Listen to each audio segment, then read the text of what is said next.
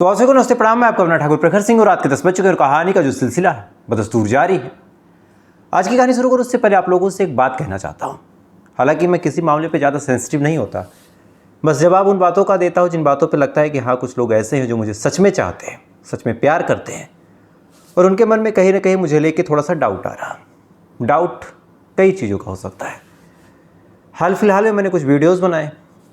एक खबर मैंने आपको आगरा की बताई जहाँ पे कुछ लोग खुद अपनी वीडियो में कबूल कर रहे हैं कि हाँ मैंने कुछ मुसलमानों को मारा, कुछ मुल्लों को मारा, कुछ कटुओं को मारा, जो उनका एग्जैक्टली शब्द था, और हमने पहलगाम का बदला लिया। उन्होंने 26 को मारा है, हम 2600 को मारेंगे। इसके बाद मैंने वीडियो बनाया, मैंने कहा कि यार ये चीज़ें सही नहीं है, देश के लिए गड़बड़ है। कई लोगों ने उस पर कमेंट किया और कहा कि तुम देशद्रोही हो, और लोगों में आक्रोश है, लोगों में गुस्सा है, लोगों में नाराज़गी है, लोग उसको एक्सप्रेस कर रहे हैं, बदला लेना चाहते हैं लोग बदला ले रहे हैं, और तुम्हें ज़्यादा दिक्कत क्यों हो रही है।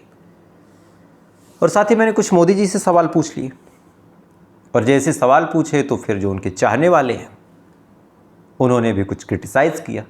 हालांकि उन्होंने जो कहा सही कहा, लेकिन आज मेरा उनसे एक सवाल है, और साथ ही मैं आज अपना स्टैंड बड़ा क्लियर कर दूँ। चूँकि कई बार ऐसा होता है कि मुझे बीजेपी वाला समझ लिया जाता है, कई बार ऐसा होता है कि मुझे कांग्रेस वाला समझ लिया जाता है, कई बार मुझे समाजवादी का समझ लिया जाता है, कई बार मुझे कांग्रेसी समझ लिया जाता है। और ये चीज़ें मुझे बड़ी अच्छी लगती हैं कि कम से कम 10 वीडियो मैंने बनाए और 10 वीडियो मुझे 10 अलग अलग पार्टी का समझा गया। तो इसका मतलब मैं काम न्यूट्रल कर रहा हूँ। जिसकी गलती हो उससे आप सवाल पूछिए, और जिसकी गलती ना हो उसको आप बाइज्जत बरी कर दीजिए। अब मैंने एक सवाल पूछा था हमारे देश की सरकार से, और कल के जो वीडियो में मैंने कहा था कि मुसलमानों को मारा गया उनके नाम उनके धर्म को पूछ के, तो यहाँ बड़ा सिंपल सा मेरा एक पॉइंट ऑफ व्यू है। मान लीजिए मेरा नाम है प्रखर राजपूत, ठीक, मेरा एक ठीक ठाक चैनल है। मान लीजिए इस चैनल से मैं 50,000 60,000 रुपये महीने का कमाता हूँ। अब एक आंकड़ा बता रहा हूँ आपको, ऐसा नहीं कि आपको अपनी इनकम रिवील कर रहा हूँ। और मेरे पिताजी मान लीजिए किसान हैं और खेती वगैरह करके जैसे तैसे करके अपना घर चलाते हैं, थोड़ी बहुत मैं मदद कर देता हूँ। इसी दौरान कुछ ऐसी घटना हुई जैसे पहलगाम हुआ, और भी जैसे पश्चिम बंगाल हुआ, ये तमाम घटनाएं हुई। घटनाएं होने के बाद फिर मैं बड़ा सेंसिटिव हुआ, और सेंसिटिव होने के बाद मैंने कुछ मुसलमानों को मार दिया। अब तैस तैस में मैंने मार दिया। मारने के बाद मैंने वीडियो बना दिया, सोशल मीडिया पे मुझे हीरो बना दिया गया कि यार देखो इसने सनातनियों का, हिंदुओं का बदला ले लिया। अब इसके बाद क्या होगा? जैसे ही थोड़ा सा पहलगाम का मामला शांत होगा, एक लाल बत्ती या फिर नीली बत्ती की गाड़ी आएगी, मुझे पकड़ के अपने साथ लेके जाएगी। हमारे देश के जो ऑपोजिशन के बड़े बड़े नेता हैं मेरे खिलाफ मुकदमा लड़ने के लिए फ्री में तैयार हो जाएंगे। उसके बाद मुझे आतंकवादी घोषित कर दिया जाएगा अपने ही देश में। कोर्ट आएगी, धारा 302 लगेगी मेरे ऊपर, और 302 लगने के बाद कुछ साल मेरे ऊपर मुकदमा चलेगा। मैं किसी गुमनाम बस्ती में खो जाऊंगा और जेल में पड़े पड़े सड़ जाऊंगा, और फिर क्या होगा? उम्र कैद या फिर फांसी। हालांकि फांसी नहीं होगी, ये भी फैक्ट है, लेकिन फांसी की सज़ा दे दी जाएगी। इसके बाद मेरा बूढ़ा बाप, चूँकि मैं अपने माँ बाप का इकलौता हूँ, तो मेरा बूढ़ा बाप दवाई के लिए अपने बुढ़ापे के आखिरी टाइम तक तिल तिल के मरेगा। ना कोई सरकार, ना कोई हिंदूवादी नाता मुझे और मेरे परिवार को पूछने आएगा। इसलिए इन सब समस्याओं से निपटने के लिए हमारे देश में सरकार होती है। कोई हिंदू ना मारा जाए, किसी मुसलमान के ऊपर कोई अत्याचार ना हो, इसके लिए हमारे देश में सरकार है। और हिंदुओं की सबसे बड़ी सरकार, हिंदुओं की सबसे बड़ी पार्टी अगर किसी को माना जाता है तो वो है बीजेपी, और ये हम सभी जानते हैं। लेकिन दिक्कत की बात ये है, और असली मुद्दा मेरा ये है कि कुछ बेचारे लोग जो वोट देते हैं बीजेपी को इस उम्मीद में कि हम अपने घरों में सुरक्षित रहेंगे, क्योंकि बीजेपी का एजेंडा ही यही है कि हम आपको सुरक्षा देंगे, बचाएंगे। और जब वो बेचारा मारा जाए, जैसे बंगाल में हिंदू मारा गया, 500 लोग घर छोड़ के चले गए, हमारी सरकार क्या कर रही थी? केंद्र में आपकी सरकार है, आप चाहते तो बहुत कुछ कर सकते थे, लेकिन आपने कुछ नहीं किया। कश्मीर में भी आप चाहते तो बहुत कुछ कर सकते थे, लेकिन आपने कुछ नहीं किया। यहाँ पे फिर ये तकलीफ़ उठती है कि हमने आपको वोट दिया, वोट दे के उस गद्दी पे बैठाया कि आप हमारी सुरक्षा करें, भारत के हर एक नागरिक को उसके देश, उसके घर में सुकून से रहने की आज़ादी दिलवाएं, और आपको वोट देने के बाद भी बंगाल का हिंदू अगर मारा गया तो फिर अपना दर्द लेके कहाँ जाएगा? या फिर वही बचा कि खुद बम बंद के फट जाए दहशत बना दे कि हमको छेड़ोगे हम तुमको मारेंगे। तो अगर यही काम उसको खुद करना है तो फिर आपको वोट क्यों दे, अगर आप केंद्र में रह के उसकी सुरक्षा की जिम्मेदारी नहीं ले सकते तो। और यही मेरा सवाल रहता है। अब इस पे लोग मुझे चाहे कांग्रेसी समझ लें चाहे जो समझ लें, जैसे कल एक भाई साहब ने कमेंट किया कि तू तो ओवैसी की पार्टी का है। मैं पर्सनली बताऊं, मुझे ओवैसी बड़ा अच्छा लगता है, बहुत अच्छा। उसके जैसा पॉलिटिशियन पूरे देश में नहीं है, क्योंकि जिस एजेंडे जिस मुद्दे को ओवैसी रखते हैं उनका क्लियर होता है। वो मुसलमानों के हक की बात करते हैं तो करते हैं, हर बात में कहीं ना कहीं मुसलमानों का फ़ायदा ढूंढने की कोशिश करते हैं तो करते हैं। लेकिन जिस पार्टी की बात मैं कर रहा हूँ, बीजेपी की, उसका डुअल नेचर मुझे नहीं अच्छा लगता। एक तरफ आप बंगाल में हिंसा हो रही है, आप कह रहे हैं मुसलमान हिंदुओं को मार रहे हैं, आप कुछ इकट्ठे हो जाओ मदद करो। दूसरी तरफ मोदी का सौगात बांट रहे हैं मुसलमानों को, वोट लेने के लिए आपको हिंदुओं की याद आती है। मोदी का सौगात आप ईद पे मुसलमानों को देते, भाई ईद पे आप मुसलमानों को दे रहे हैं तो फिर होली पे हिंदुओं को क्यों नहीं, दीपावली पे हिंदुओं को क्यों नहीं, ये सवाल है। खैर, अभी भी बहुत सारे लोग मेरी बात नहीं समझ पाएंगे और समझने के लिए कोई खास ज़रूरत भी नहीं है, सबकी अपनी व्यक्तिगत मानसिकता।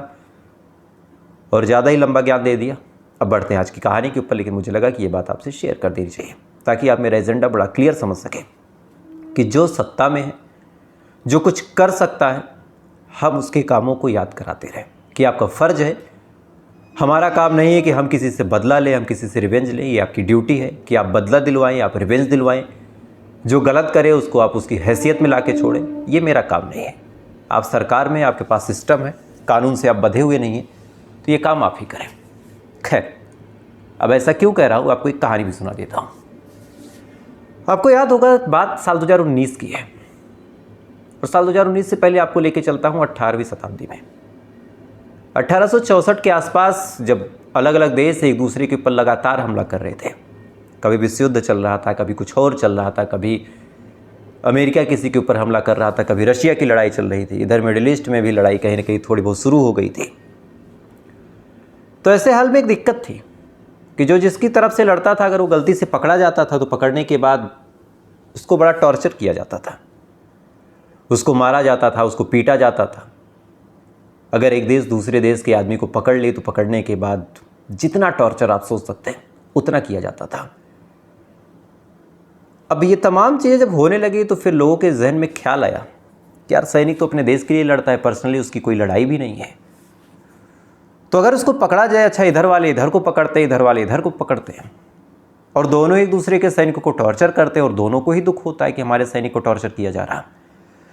तो ऐसे हाल में एक चीज़ हो सकती है कि एक कन्वेंशन लाया जाए, एक संधि लाई जाए पूरी दुनिया के देशों के बीच कि कोई किसी के भी सैनिक को पकड़े और उसको टॉर्चर ना करे।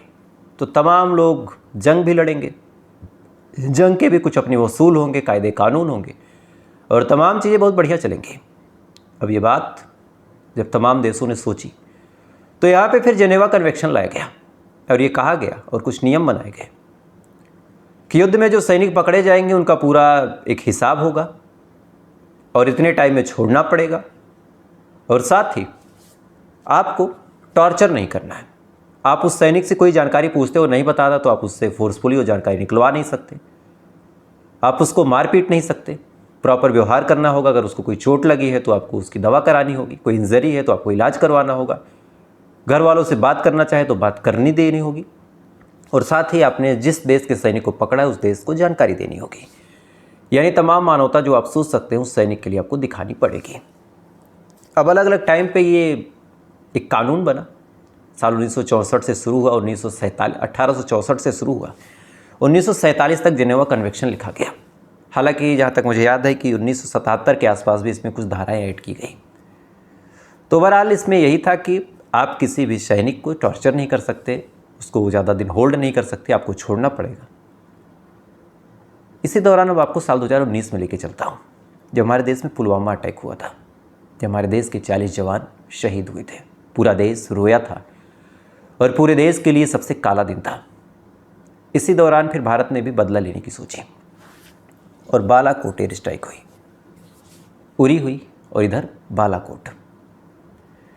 जब पाकिस्तान के जहाज़ आते हैं भारत में, उस टाइम हमारी पोजीशन ऐसी थी कि हम कुछ कर नहीं पा रहे थे। ऐसे हाल में फिर ये हुआ कि जब हमारे अच्छे खासे एडवांस जो फाइटर जेट हैं वो हवा में नहीं जा सकते हैं, तो कुछ जो बचे खुचे हैं उन्हीं को भेजा जाए, नहीं तो बहुत ज़्यादा नुकसान हो जाएगा। तो ऐसे हाल में फिर MiG-21 को कहा गया कि आप जाइए। अब MiG-21 आप सोचिए 1970 के आसपास का, और खान सर की बड़ी अच्छी लाइन एक इंटरव्यू में उन्होंने कहा था, एक पॉडकास्ट में, कि 1970 की बाइक आपको चलानी पड़ जाए तो आप नहीं चलाएंगे। और यहाँ तो मामला फाइटर जेट का था। लेकिन अब हमारे देश में एक चीज़ है कि देशभक्ति बहुत ज़्यादा है। आप एक मुर्दे को भी कह दें कि 10 मिनट ज़िंदा हो जाओ और लड़ना है अपने देश के लिए, तो मुर्दा भी ज़िंदा हो जाएगा और लड़ के फिर मरेगा। तो ऐसे हाल में जब MiG-21 को ये कहा गया कि आप जाइए, तो फ़ौरन MiG-21 में जो पायलट थे, विंग कमांडर अभिनंदन, वो अपने फाइटर जेट को स्टार्ट करते हैं। स्टार्ट करने के बाद पाकिस्तान के F-16 को, और आपको बता दें F-16 5th जनरेशन का सबसे एडवांस फाइटर जेट है। ये वही F-16 है जिसका उपयोग अमेरिका करता है। ये वही F-16 है जिसका उपयोग इजराइल ने ईरान के ऊपर एयर स्ट्राइक करने के लिए की थी, जो उनके न्यूक्लियर सेक्टर पर टारगेट करके हुआ था। ये वही F-16 फाइटर जेट है जिसने पूरे गज़ा, पूरे फ़िलिस्तीन को बर्बाद कर दिया, चूँकि इतनी तेज़ी के साथ ये जहाज़ आता है, आने के बाद लौट जाता है कि कोई भनक नहीं पाता। ये वही F-16 है जिसने लेबनान को भी तबाह किया। तो आप इसकी काबिलियत, इसकी मकबूलियत समझ सकते हैं कि F-16 आखिर है क्या। इससे पहले साल 2025 से पहले, जब तक चाइना ने 6th जनरेशन नहीं बना लिया था, F-16 जैसा कुछ था नहीं, कुछ भी नहीं था। शायद रशिया का सुखोई जो 57 है वो है, बाकी और कुछ नहीं। तो सामने से सबसे एडवांस, सबसे लेटेस्ट टेक्नोलॉजी का F-16 फाइटर जेट, और इधर से हमारे देश का MiG-21, जिसको चलता फिरता ताबूत कहते हैं।